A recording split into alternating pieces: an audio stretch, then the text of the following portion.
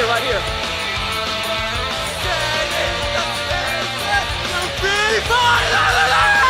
Friends and lovers, welcome to the Gimpressions for Sonic Forces, aka that other Sonic game what came out.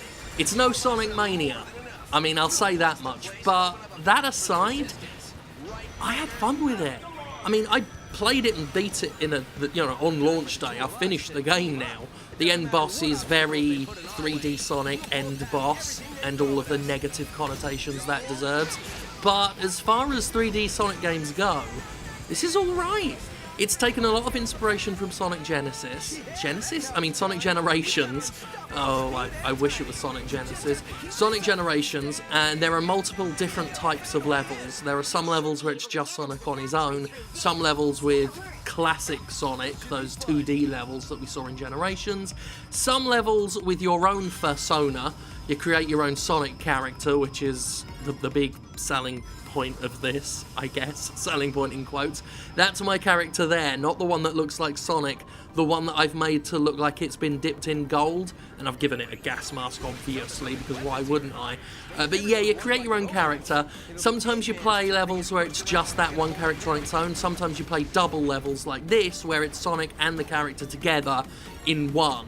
Almost like Sonic Heroes, where you're controlling two characters at once, and you can use Sonic's boost, and you can use the grappling hook and whatever equipable weapon that you have on your own persona, your original character. This original character is mine. It's a dog one. It's my original character, so please don't steal it, okay?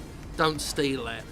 You can equip different weapons for your OC character, don't steal. I'm using Asteroid here. It shoots little blocks, and when you collect a power-up for it, it can turn you invincible for a temporary amount of time. There's a flamethrower as well, which you can get a power-up that lets you do massive boost jumps. But anyway, a lot of weapons, a lot of costumes. When I was first making my persona, I was a little bit disappointed. I was like, well, there's multiple animal types, wolf, dog, bird, hedgehog, whatever, but not a lot of variety in terms of how I can make it look. But everything you do in the game seems to reward you with a buttload of skin components. Things for your hands, your head, your feet, your body, whole coverall skins, clothing options, all of it in-game. None of that loot box shite here. All of it in-game, all of it very rewarding, surprisingly rewarding actually. All that said, I think I'm supposed to hate this game. Now, I like Sonic as a series, that's no secret, but I'm not part of the Sonic fandom. I would never claim to be one. And I'm therefore always unaware as to which Sonic games we're supposed to hate and which Sonic games we're supposed to love. And I've picked up the impression this is one of the ones we're supposed to hate, because when I mentioned on Twitter that I was playing it and not finding it too bad, kind of enjoying it, there was a lot of surprise, mentions of critics. Apparently this has been blasted in reviews. But as far as these types of quote-unquote modern Sonic games go, this one has annoyed me the least. Like, even less than Sonic Generations. Now, here's the rub. The good parts of this game are not better than Sonic Generations, but the bad parts of this game are also not as bad as Sonic Generations. So it's kind of, at its core, Sonic Generations, but lesser. And that ain't too bad a thing, because I really, really, really like Sonic Generations. So, yeah, not a real problem with that, not too bothered. And I'm apparently maybe wrong, because I did get one comment that was like, God, if you like this but you hated colours, I'm going to laugh so hard. I mean, laugh away, because I did enjoy this a fair bit, even with the weird create your own furry character and give it a mask from Persona. I'm fine with that. The story, don't get me wrong, is pure cringe, and they have made up for the lack of Sonic friends in some of the more recent games by putting them all here. All of them are here. Charmy fucking Bee, the friggin' robot Shadow, obviously. The only ones I didn't spot were Cream the Rabbit. God, I hate that name. Cream, it sounds like a command. Cream the Rabbit and Big the Cat. There was no Big the Cat. You can consider that a blessing or a curse depending on your own opinion on those characters. I have no real opinion of them at all. It took me ages to work out how the burst works on the flamethrower one. That's not how you're supposed to use it, by the way. Same with the QTEs. They're limited. They're only in it in a few levels where a ring closes around another ring and you press it. I kept thinking, oh, QTE, gotta go fast, and hitting it the moment I saw it, which is why I'm just going good whenever I hit it instead of like great or whatever, because I wasn't waiting. I didn't realise I had to wait. I'm sorry, I didn't know. A lot of modern Sonic games have what I call modern Sonic bullshit in them, chiefly physics that are completely fucked. But for the most part, the bullshit's reined in, except for like 1 or 2 levels, where it's almost like Sonic Team thought, there's not enough Sonic bullshit in this game. We've got to cram it all into a couple of levels. This is a boss here. You'll recognise him from, I believe, Sonic Lost World, which was another great concept that Sega just completely abandoned, like they do with every time they have a potential good concept with Sonic. They have to abandon it and do a completely different game. But anyway, I was talking about something, and I was talking about Sonic bullshit. The only time that really comes into play is there's a level near the end that is a 2D level. It's 2D platforming, but it's not a classic Sonic level. Now, the physics for classic Sonic in the 2D scape work pretty well, as they did in Sonic Generations, not too bad.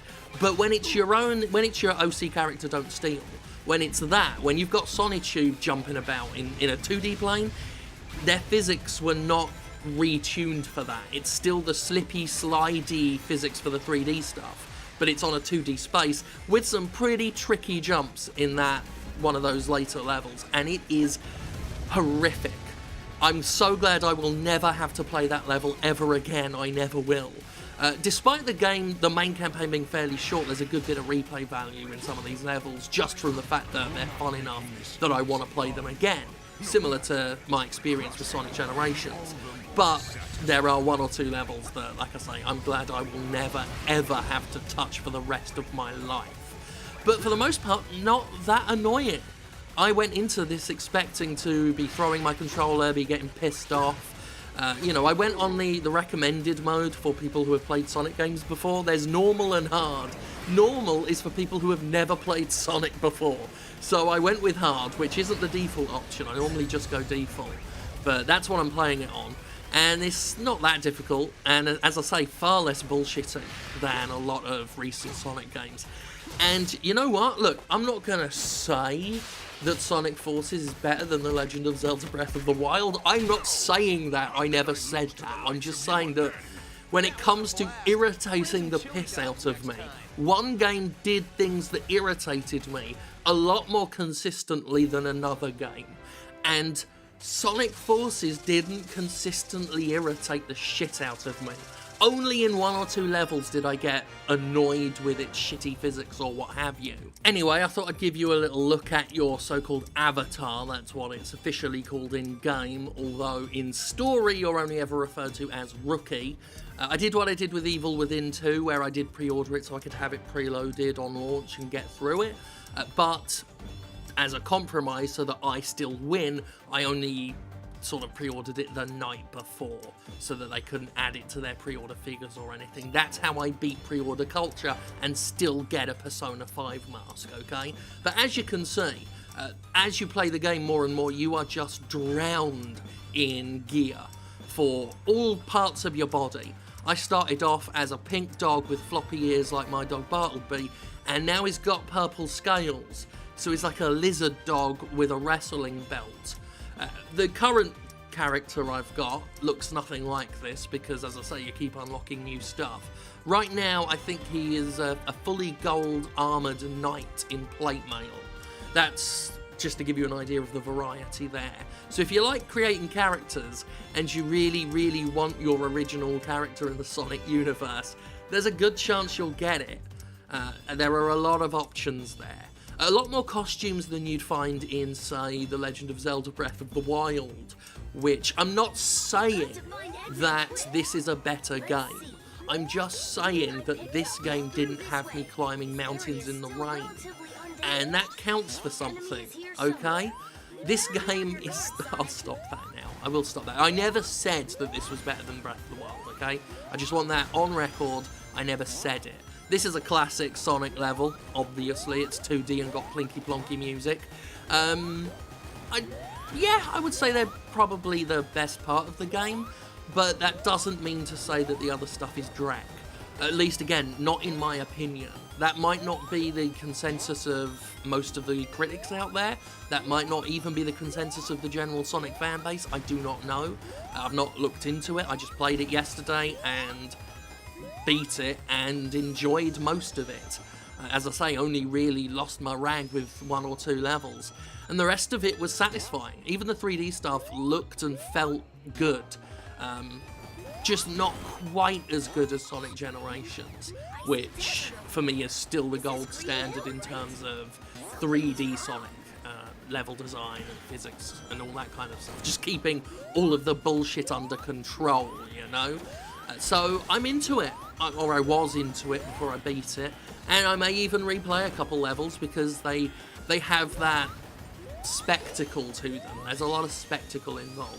One thing I never quite got used to with the classic Sonic levels in this is the jumping and turning it into a spin dash. You kind of press X twice and it's supposed to do it or something, but sometimes it didn't work.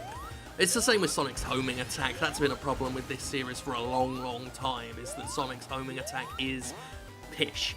It's fine for the most part, but sometimes it just doesn't work and doesn't pull itself off like it should. That came out wrong, I'm sorry about that. That's another Cream the Rabbit situation.